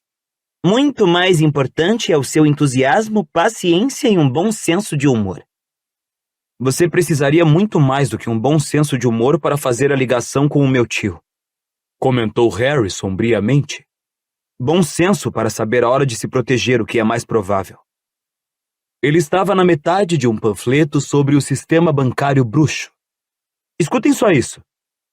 Você está procurando uma carreira estimulante que oferece viagens, aventuras e substanciais abonos do tesouro para compensar os riscos? Então pense em trabalhar para o Banco Bruxo Gringotes, que no momento está recrutando desfazedores de feitiços para emocionantes cargos no exterior. Mas exigem aritmancia. Você poderia se candidatar, Hermione. Não gosto muito de bancos, respondeu ela vagamente, agora absorta na leitura de Você tem as qualidades necessárias para treinar trasgos de segurança? Ei! Chamou uma voz ao ouvido de Harry. O garoto se virou. Fred e George tinham vindo se reunir a eles. Gina nos deu uma palavrinha sobre você, disse Fred, esticando as pernas na mesa em frente e fazendo vários livretos sobre carreiras no Ministério da Magia escorrerem para o chão. Ela diz que você precisa falar com Sirius. Quê? Disse Hermione na mesma hora, parando no ar a mão que estendia para apanhar Story no Departamento de Acidentes e Catástrofes Mágicas. Disse Harry, tentando parecer displicente. Achei que gostaria. Não seja ridículo, disse Hermione, se levantando e encarando-o como se não conseguisse acreditar no que ouvia. Com a Umbridge metendo a mão nas lareiras e revistando as corujas. Bom, achamos que podemos contornar isso, disse Jorge, se espreguiçando sorridente. Basta simplesmente promover uma distração. Ora, você talvez tenha notado que andamos muito quietos no fronte do caos nas férias de Páscoa. De que adiantava, nós nos perguntamos, estragar a temporada de lazer? Continuou Fred. De nada, respondemos. E naturalmente estaríamos também atrapalhando as revisões dos colegas, o que seria a última coisa que íamos querer fazer. Fred sacudiu a cabeça, fazendo cara de santo para Hermione. Ela ficou bastante surpresa com a sua consideração. Mas amanhã recomeçamos vida normal, continuou ele animado. E se vamos causar um certo tumulto, por que não fazer isso de modo que Harry possa bater um papo com os Sirius? Sei, mas ainda assim... Falou Hermione com um ar de quem explica uma coisa muito simples a alguém muito obtuso. Mesmo que vocês promovam uma distração, como é que Harry vai falar com o padrinho? Na sala da Umbridge, disse Harry baixinho. Andava pensando nisso havia 15 dias e não encontrara nenhuma alternativa. A própria Umbridge lhe dissera que a única lareira que não estava sendo vigiada era a dela. Você enlouqueceu? Exclamou Hermione num sussurro. Rony baixara o folheto sobre carreiras no comércio de fungos cultivados e observava a conversa desconfiado. Acho que não, respondeu Harry, sacudindo os ombros. E como é que você vai chegar lá para começar? Harry estava preparado para a pergunta. O canivete de Sirius. Como? No Natal do ano retrasado, Sirius me deu um canivete que abre qualquer fechadura, explicou Harry. Então, mesmo que a Umbridge tenha enfeitiçado a porta com um Alohomora, o que aposto que fez, não vai adiantar. Que é que você acha? Perguntou Hermione a Rony, e Harry se lembrou irresistivelmente da senhora Weasley apelando para o marido durante o primeiro jantar de Harry no Largo Grimmauld. Não sei, disse Rony, assustado que alguém lhe pedisse para dar uma opinião. Se é o que o Harry quer fazer, ele é quem decide, não é? Você falou como um verdadeiro amigo e um autêntico Weasley, disse Fred, dando um forte tapa nas costas do irmão. Certo, então. Estamos pensando em fazer isso amanhã, logo depois das aulas, porque causará maior impacto se todos estiverem nos corredores. Harry, vamos começar em algum ponto da ala leste para tirar a Umbridge imediatamente da sala. Imagino que poderemos lhe garantir o quê? Uns 20 minutos? Perguntou olhando para Jorge. Fácil. Que tipo de distração vai ser? Perguntou Rony. Você verá, maninho, disse Fred enquanto se levantava com Jorge. Ou pelo menos verá se estiver andando pelo corredor do Gregório Lambe-Botas amanhã por volta das 5 da tarde. Harry acordou muito cedo no dia seguinte, sentindo-se quase tão ansioso quanto na manhã da audiência disciplinar no Ministério da Magia. Não era apenas a perspectiva de arrombar a sala de Umbridge e usar a lareira para falar com Sirius que o deixava nervoso, embora isso já fosse bastante ruim. Hoje também seria a primeira vez que Harry chegaria perto de Snape desde que o bruxo o expulsara de sua sala. Depois de continuar na cama por um tempinho, pensando no dia que o esperava, Harry se levantou sem fazer barulho, foi até a janela ao lado da cama de Neville e contemplou a manhã realmente gloriosa. O céu estava azul claro, enevoado, opalescente. Bem em frente, Harry viu a faia altaneira embaixo da qual seu pai um dia atormentara Snape. Não tinha muita certeza se Sirius iria dizer alguma coisa que pudesse neutralizar o que ele vira na penseira, mas estava desesperado para ouvir a versão do padrinho sobre a cena, conhecer as atenuantes que houvesse, qualquer desculpa para o comportamento do pai. Uma coisa chamou a atenção de Harry. Um movimento na orla da Floresta Proibida.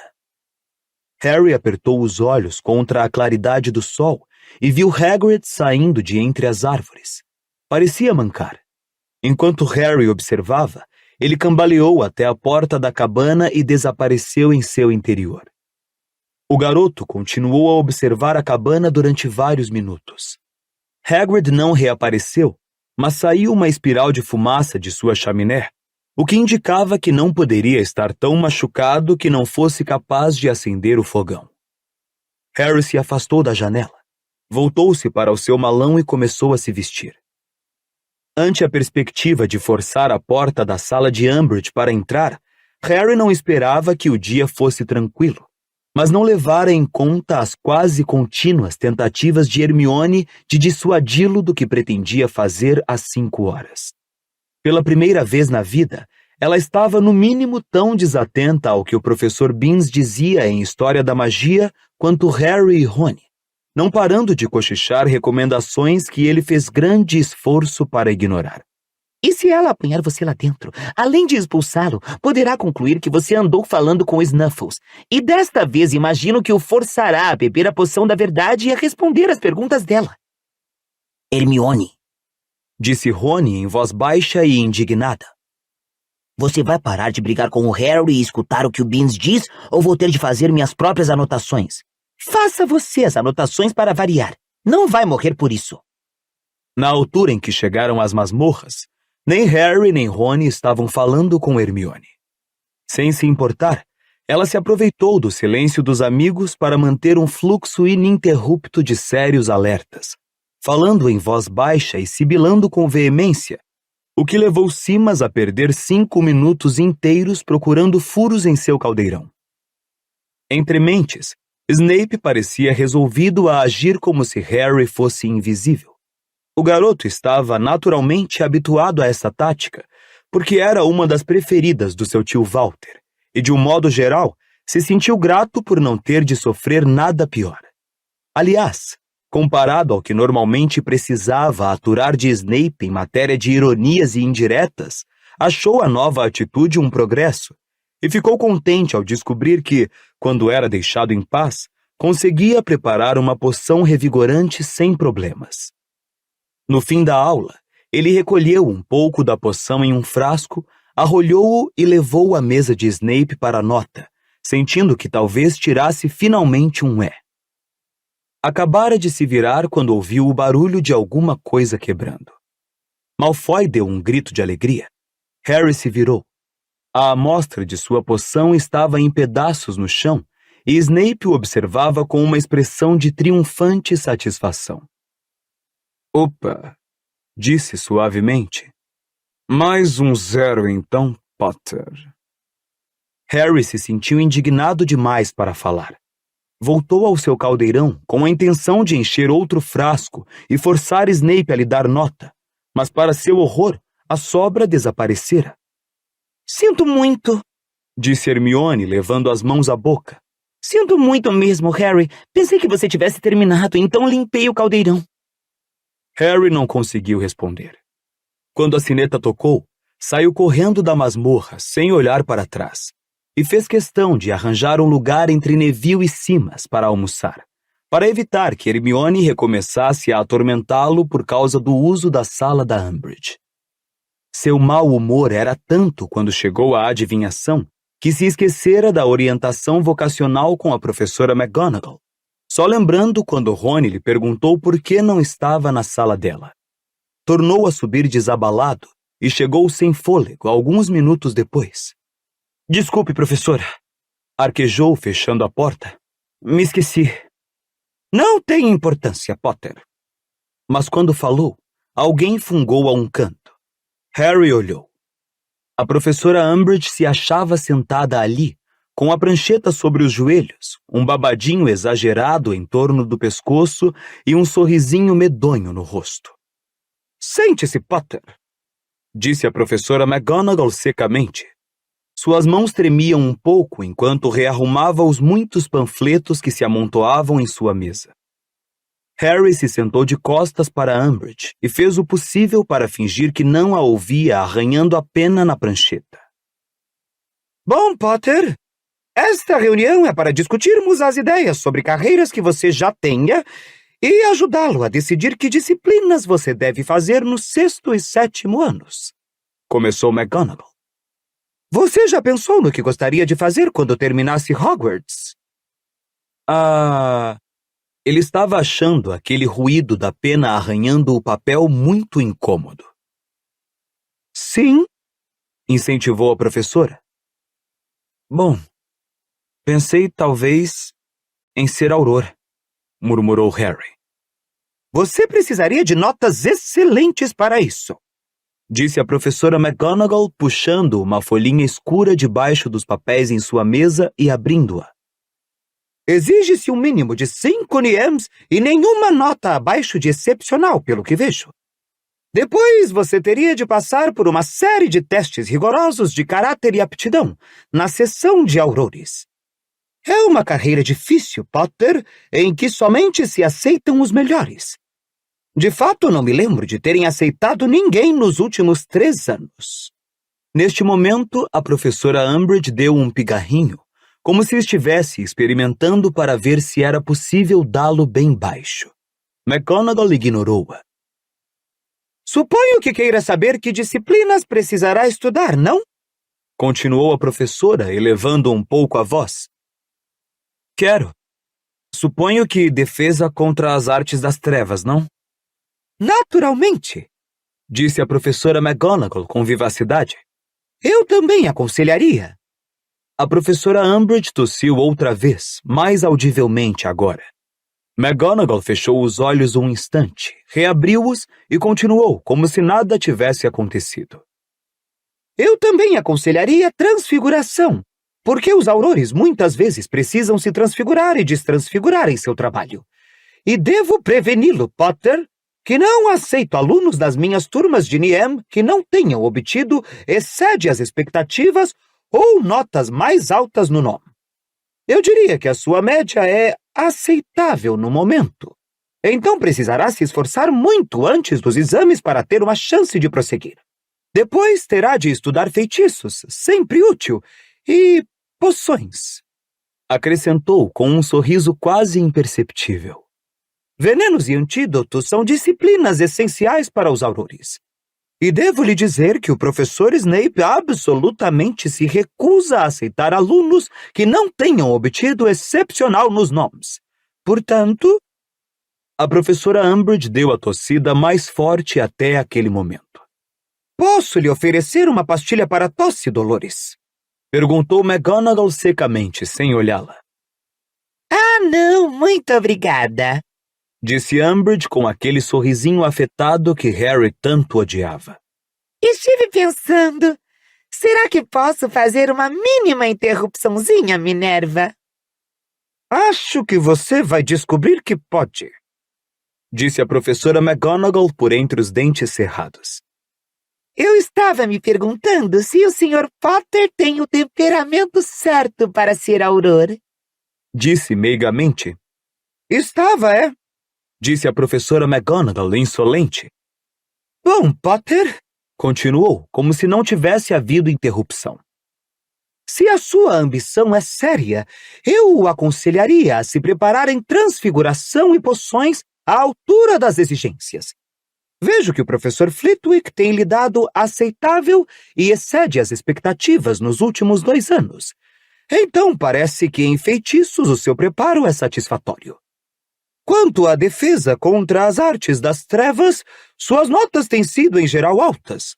O professor Lupin particularmente achou você...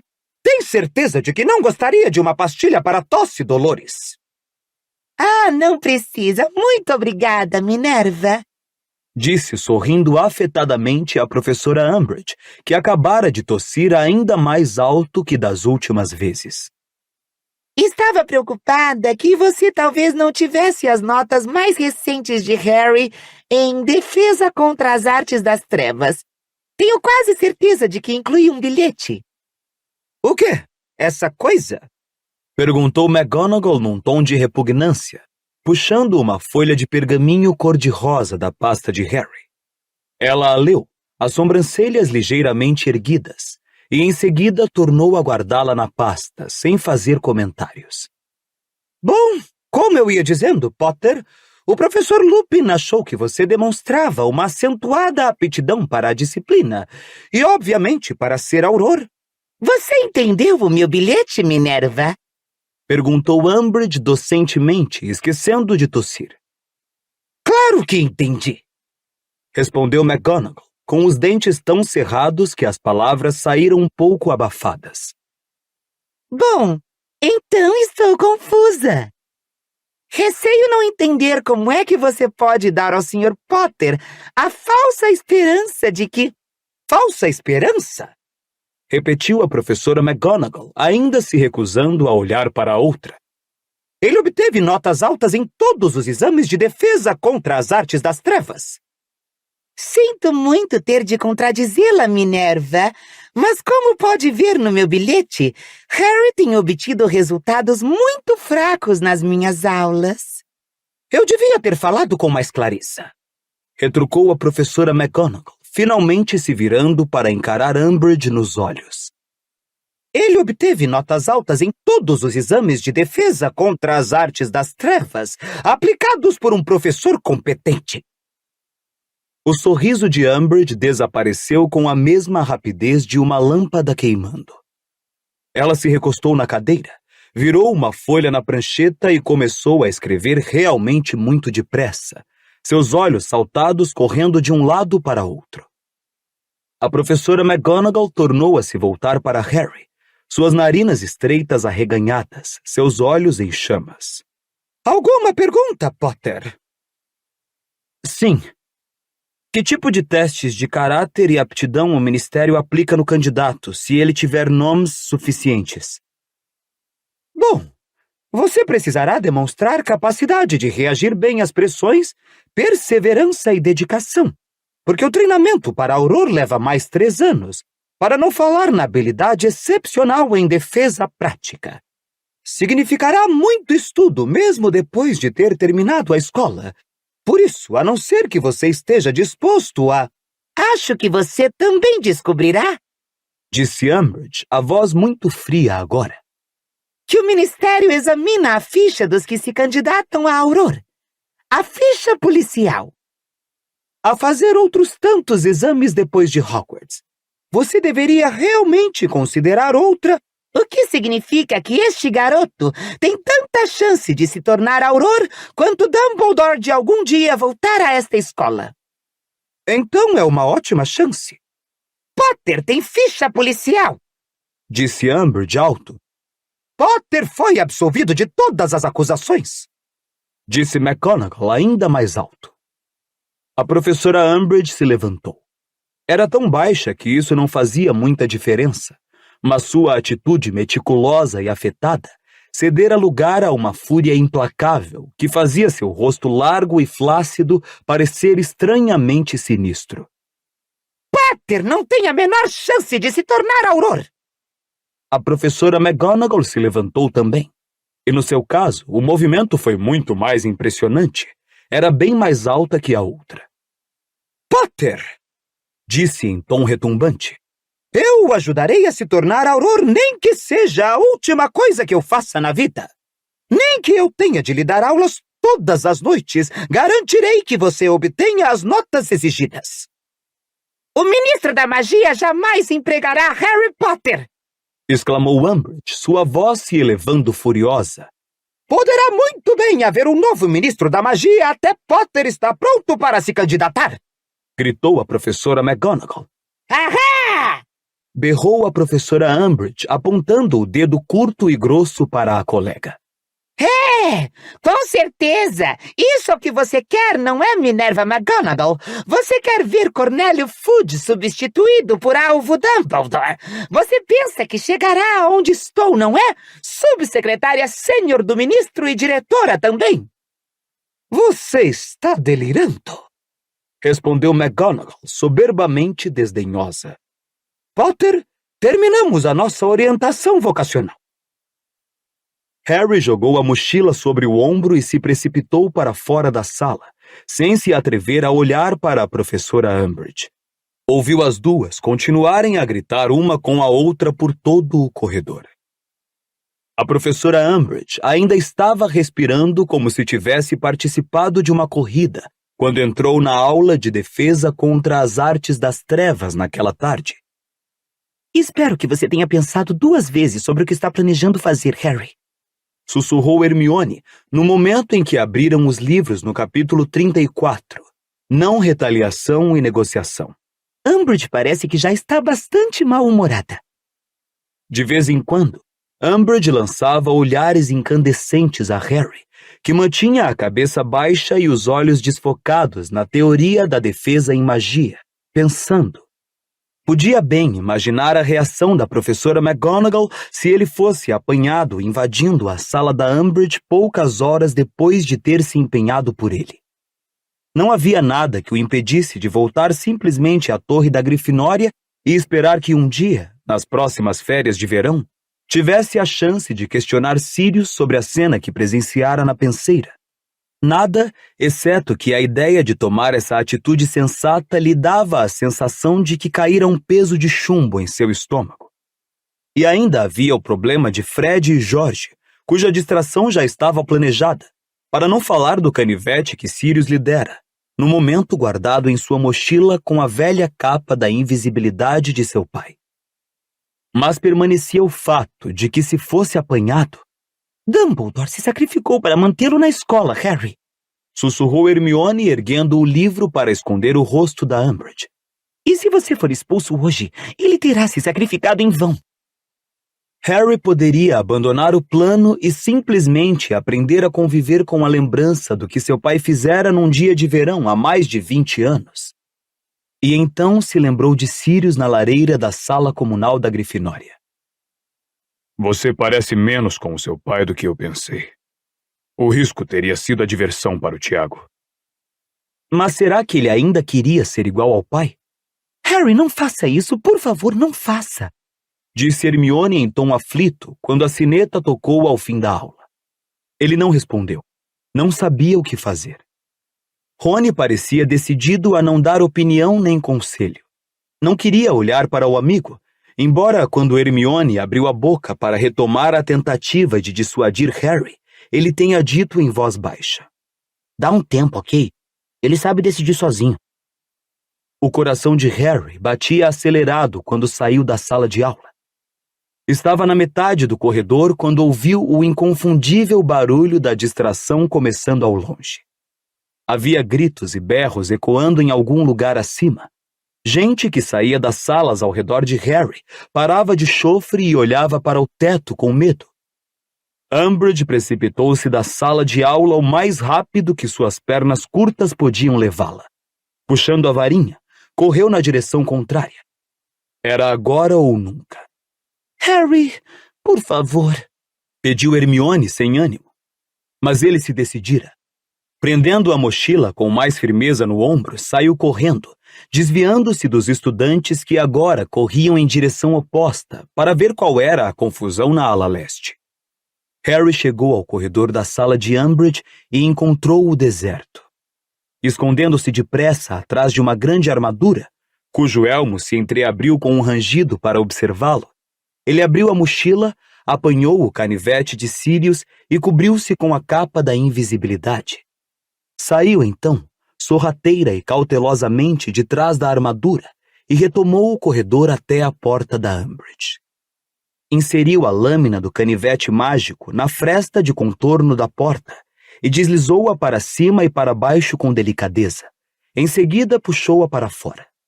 Ouviu um estalido mínimo e a porta se abriu. Ele entrou na sala, fechou a porta e olhou à volta.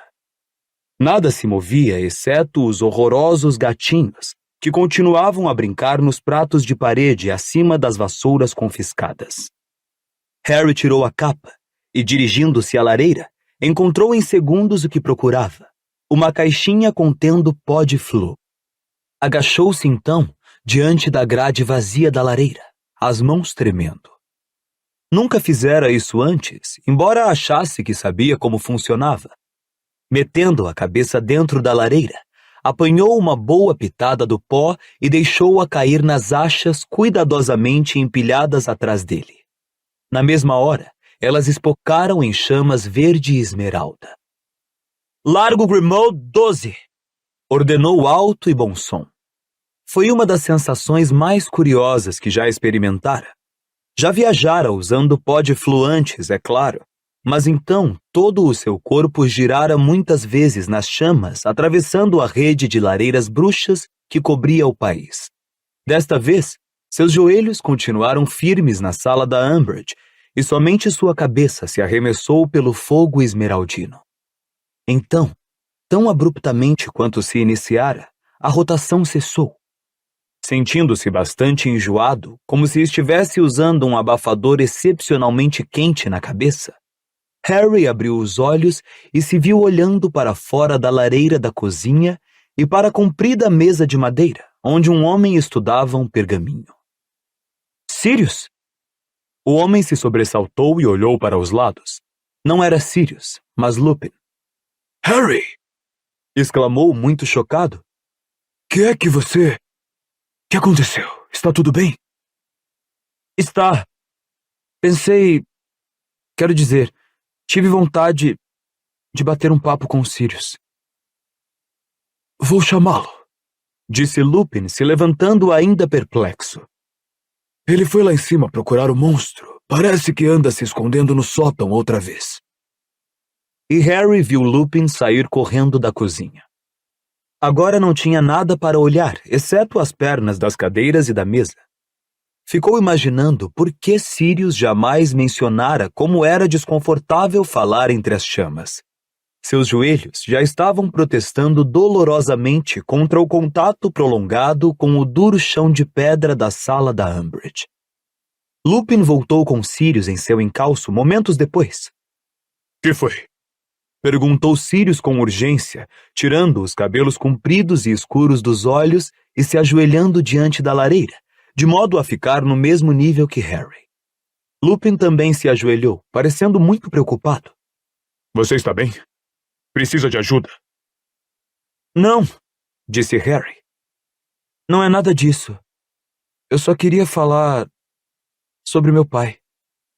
Eles se entreolharam com grande surpresa, mas Harry não tinha tempo para se sentir sem jeito ou envergonhado. Seus joelhos doíam mais a cada segundo e ele calculava que já haviam passado 5 minutos desde o início da distração. Jorge lhe garantira apenas 20. Portanto, mergulhou imediatamente na história que presenciara na penseira. Quando terminou, nem Sirius nem Lupin falaram por um momento. Então Lupin disse em voz baixa. Eu não gostaria que você julgasse o seu pai pelo que viu, Harry. Ele só tinha 15 anos. Eu tenho 15 anos, disse Harry com veemência. Olhe, Harry, disse Sirius querendo conciliar. Tiago e Snape se odiaram desde o primeiro momento em que se viram. Foi uma dessas coisas. Dá para você entender, não dá? Acho que Tiago era tudo que Snape queria ser. Era popular, era bom em quadribol, bom em quase tudo.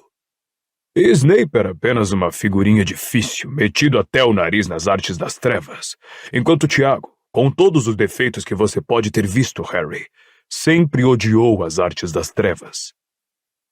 Mas ele atacou Snape sem a menor razão, só porque você disse que estava chateado. Terminou com um ligeiro tom de pedido de desculpas na voz. Não me orgulho disso. Apressou-se Sirius a dizer. Lupin olhou de lado para Sirius, então falou. Olhe, Harry, o que você tem de entender é que seu pai e Sirius eram os melhores alunos da escola em tudo o que faziam. Todos achavam os dois o máximo. Se por vezes eles se deixavam levar... Se por vezes bancávamos uns idiotas arrogantes, você quer dizer? Completou Sirius. Lupin sorriu. Ele não parava de despentear os cabelos, disse Harry constrangido. Sirius e Lupin riram. Eu tinha me esquecido de que ele costumava fazer isso, disse Sirius carinhosamente. Ele estava brincando com o pomo? Perguntou Lupin ansioso. Estava, respondeu Harry, vendo Sirius e Lupin sorrirem saudosos. Bom, achei que ele era meio idiota. Claro que ele era meio idiota, disse Sirius na defensiva. Éramos todos idiotas. Bom, Aluado não era tanto, disse ele honestamente olhando para o amigo. Mas Lupin balançou a cabeça. Algum dia eu disse a vocês para não atormentarem o Snape. Algum dia eu tive coragem de dizer a vocês que estavam agindo mal. Bom, disse Sirius. Às vezes você fazia a gente se sentir envergonhado. Já era alguma coisa. E... disse Harry, insistente, decidido a dizer tudo o que estava pensando, já que estava ali. Ele não parava de olhar as garotas na beira do lago, na esperança de que estivessem olhando para ele. Bom, ele sempre fazia papel ridículo quando Lilian estava por perto, disse Sirius, encolhendo os ombros. Não conseguia parar de se exibir sempre que se aproximava dela. E por que ela casou com ele? Perguntou Harry, infeliz. Odiava ele. Não odiava, disse Sirius. Ela começou a sair com ele no 7º ano, explicou Lupin. Depois que Tiago murchou um pouco a bola, tornou Sirius. E parou de azarar as pessoas só para se divertir, completou Lupin. Até o Snape? Bom, disse Lupin lentamente. Snape era um caso especial. Quero dizer, ele nunca perdia uma oportunidade de azarar Tiago. Então, você não podia esperar que ele aguentasse calado, não é? E minha mãe não se importava com isso? Ela não ficava sabendo, para falar a verdade, disse Sirius. Quero dizer, Tiago não levava Snape quando ia se encontrar com ela, nem o azarava na frente de Lilian, não é mesmo? Sirius enrugou a testa para Harry, que ainda não parecia convencido. Olhe, seu pai foi o melhor amigo que tive e era uma boa pessoa. Muita gente é idiota aos 15 anos. Ele amadureceu. Ok, disse Harry pesaroso. Só que nunca pensei que sentiria pena de Snape. Agora que você está falando, perguntou Lupin com uma ligeira ruga entre as sobrancelhas. Como foi que Snape reagiu quando descobriu que você tinha visto tudo isso? Disse que nunca mais me ensinaria oclumência, disse Harry com indiferença. Como se isso fosse um grande desapontamento. Ele o quê? Gritou Sirius, fazendo Harry se sobressaltar e engolir um bocado de cinzas. Você está falando sério, Harry? Perguntou Lupin depressa. Ele parou de lhe dar aulas. Parou, respondeu Harry, surpreso com o que considerou uma reação exagerada. Mas tudo bem, não faz mal, é até um alívio para dizer... Vou até lá dar uma palavrinha com o Snape, disse Sirius vigorosamente, e chegou a fazer menção de se levantar, mas Lupin puxou-o de volta. Se alguém vai dizer alguma coisa a Snape, sou eu, disse com firmeza. Mas Harry, primeiro você vai procurar o Snape e dizer que em hipótese alguma ele deve parar de lhe dar aulas. Quando Dumbledore souber... Não posso dizer isso, ele me mataria, disse Harry indignado. Você não viu a cara dele quando saímos da penseira? Harry, não há nada mais importante no mundo do que você aprender oclumência, disse Lupin com severidade. Você está me entendendo? Nada. Ok, respondeu o garoto completamente desconsolado, para não dizer aborrecido. Vou tentar dizer alguma coisa a ele, mas não vai ser... Calou-se. Ouvia passos à distância. É o monstro descendo? Não, respondeu Sirius olhando para trás. Deve ser alguém do seu lado. O coração de Harry parou vários segundos. É melhor eu ir embora, disse apressado, e recuou a cabeça para sair da lareira do Largo Grimmauld. Por um momento, sua cabeça pareceu estar girando sobre os ombros.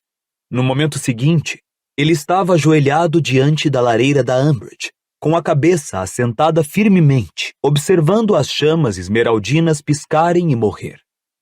Rápido, rápido! Ele ouviu uma voz asmática do lado de fora da porta da sala. Ela deixou aberta. Harry mergulhou para a capa da invisibilidade e conseguiu se cobrir bem na hora em que Filch adentrava a sala. Ele parecia absolutamente encantado com alguma coisa e murmurava febril ao atravessar a sala. Abriu uma gaveta na escrivaninha de Umbridge e começou a mexer nos papéis ali dentro. A aprovação para açoitar, A aprovação para açoitar. Finalmente vou poder. Faz anos que eles estão pedindo para ser açoitados. Ele puxou um pergaminho, beijou-o, depois saiu depressa, arrastando os pés e apertando-o contra o peito. Harry ficou em pé depressa, e verificando se a capa da invisibilidade cobria completamente tanto ele quanto a mochila, abriu a porta e saiu correndo da sala atrás de Filch, que mancava mais depressa do que Harry jamais o vira fazer. Um andar abaixo da sala de Umbridge, Harry achou que seria seguro voltar a ficar visível. Tirou a capa, enfiou-a na mochila e continuou depressa o seu caminho. Havia muita gritaria e movimentação vindo do saguão de entrada. Ele desceu correndo pela escadaria de mármore e encontrou reunida ali o que lhe pareceu a maior parte da escola. Era igual à noite em que Trelawney fora demitida. Os estudantes estavam parados junto às paredes, formando um grande círculo.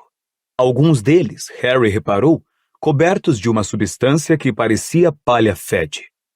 Professores e fantasmas também faziam parte da multidão. Destacavam-se entre eles os membros da Brigada Inquisitorial, todos parecendo excepcionalmente satisfeitos, e Pirraça, que flutuava no alto, observava Fred e George no meio do saguão com o ar inconfundível de pessoas que acabavam de ser encurraladas. Então, Disse Umbridge triunfalmente. Harry se deu conta de que a diretora estava parada a poucos degraus à frente dele, contemplando do alto suas presas. então, vocês acham divertido transformar o corredor da escola em um pântano? Achei bastante divertido. Respondeu Fred, encarando-a sem o menor sinal de medo. Filch abriu o caminho para se aproximar de Umbridge, quase chorando de felicidade. Apanhei o documento, diretora. Disse rouco, acenando o pergaminho que Harry acabara de vê-lo retirar da escrivaninha. Tenho o documento e tenho as chibatas prontas. Me deixe fazer isso agora. Muito bem, Argo. Vocês dois. Continuou ela, olhando para Fred e George. Vocês vão aprender o que acontece com malfeitores na minha escola. A senhora sabe de uma coisa? Disse Fred. Acho que não vamos, não. Ele se virou para o irmão. Jorge, acho que já passamos da idade de receber educação em tempo integral. Tenho sentido isso também. Comentou Jorge alegremente. Está na hora de testarmos os nossos talentos no mundo real, você não acha? Decididamente. E antes que Umbridge dissesse uma palavra, eles ergueram as varinhas e falaram juntos. Atio Vassouras! Atio Vassouras! Harry ouviu um estrondo ao longe. Olhando para a esquerda, abaixou-se bem em tempo. As vassouras de Fred e George, uma delas ainda arrastando a pesada corrente e o gancho de ferro com que Umbridge as pregara na parede, voaram velozes ao encontro dos seus donos. Viraram à esquerda e pararam bruscamente diante dos gêmeos, a corrente batendo com estrépito no chão lajeado. Não haveremos mais, disse Fred à professora Umbridge, passando a perna por cima da vassoura. E não precisa mandar notícias, disse George, montando a própria vassoura. Fred correu o olhar pelos estudantes reunidos, para a multidão que assistia silenciosa à cena. Se alguém tiver vontade de comprar um pântano portátil, conforme demonstramos lá em cima, pode nos procurar no Beco Diagonal, número 93. Genialidades Weasley. Disse em voz alta. Nossas novas instalações.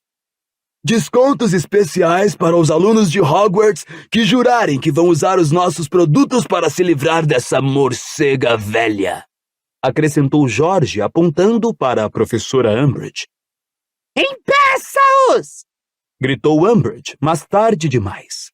Quando a brigada inquisitorial se aproximou, Fred e George deram um impulso no chão e se projetaram quase 5 metros no ar, o gancho de ferro balançando perigosamente embaixo. Fred olhou para o poltergeist, que flutuava do outro lado do saguão, no mesmo nível que os gêmeos acima da multidão. Infernize ela por nós, pirraça.